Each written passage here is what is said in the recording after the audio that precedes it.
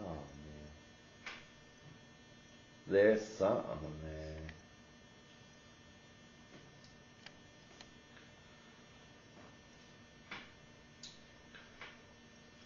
Okay, go on and start reading before you exhale all the way. Chapter 4.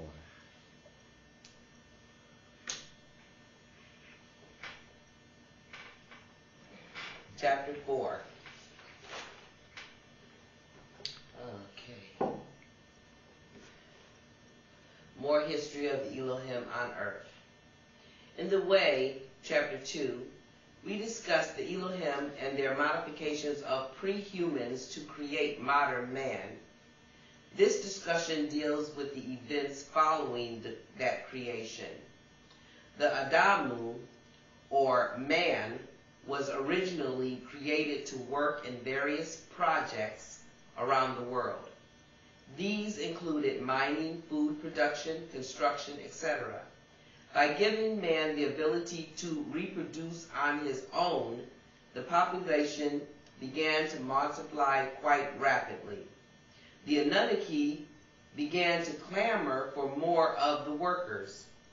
Human females were further altered so that conception was possible not just once per year, but every 28 days.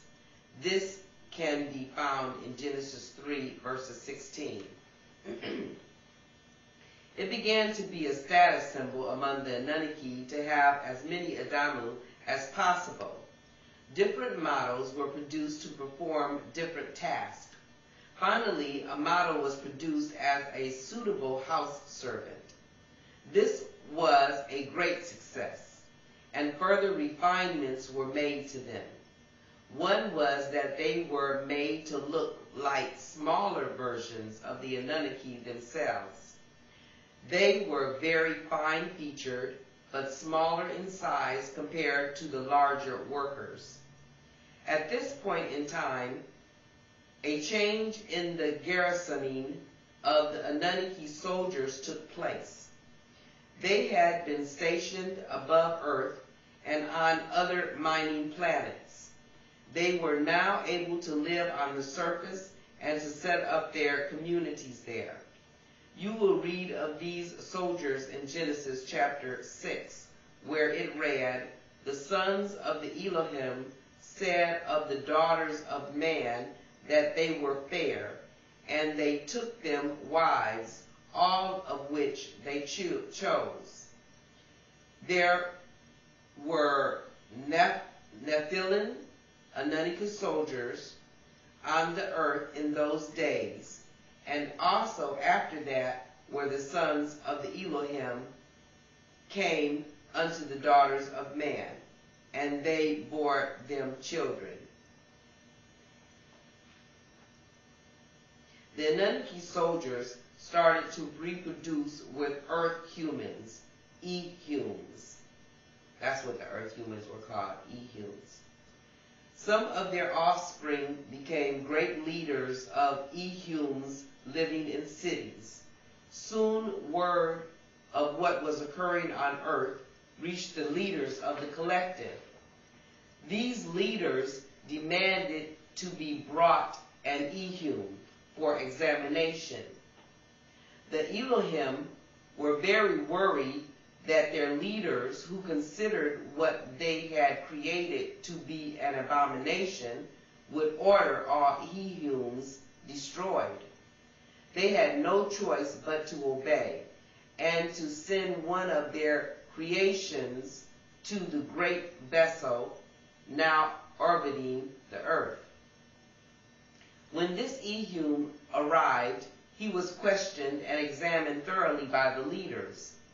They were enchanted with this little version of themselves and said so to the Elohim in charge of earth. They ordered that the Ehumes would be taught civilization as well as establishing rules governing their care. This is the story found in Genesis chapter 5. The Ehume that the Elohim sent was kept by their leaders and did not remain on earth. His name in the Bible is Enoch. Verse 24 says, And Enoch walked with the Elohim and was not, for the Elohim took him. After these events, the population of Ehums began to increase dramatically. They mostly lived in cities along the coastline. These humans began to become very violent and troublesome. Disease was rampant. Loose bands of humans would even attack Anunnakis if caught alone in an isolated spot. One Elohim leader was particularly angry at the situation. He ordered that the population of man be cut down. This was to be accomplished by limiting the amount of food supplied and to starve off a portion of the population. This was a complete failure, as most Anunnaki could not stand to see their Ehum suffer in this manner. Finally, a plan was made by the particular Elohim to fix the problem once and for all. The mining engineers from Orion had come up with a plan to bring large amounts of molten subsurface material to the surface. They would explode a large number of thermonuclear devices inside underwater volcanoes in the Atlantic. This would produce a lot of precipitation and tidal flooding of the coastlines. All Anunnaki were ordered inland from the coast, and the entire base at what you would call the island of Atlantis was evacuated. There was one other small thing they were required to do. They were ordered to leave all Ehum workers. The bombs were detonated, and all went as planned, with one small hitch.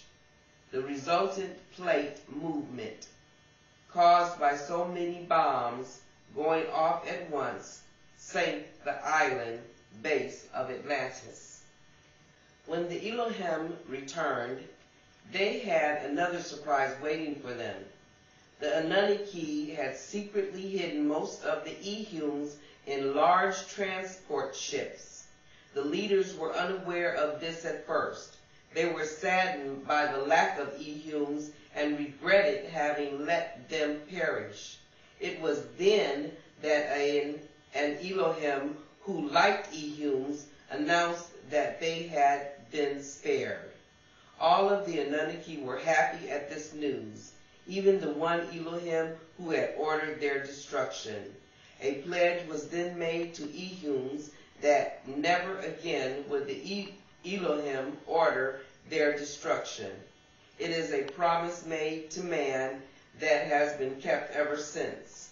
This entire story is, of course, the legend of Noah and the flood. It occurred approximately 11,000 BC. This point in the history of man marks the beginning of what you know as civilization. The next historical wave chapter will go into the interrelationship that developed. Get back into it. Okay, let's see. We're on a roll. It was starting, Abby. Yeah, it's rolling. Well, we can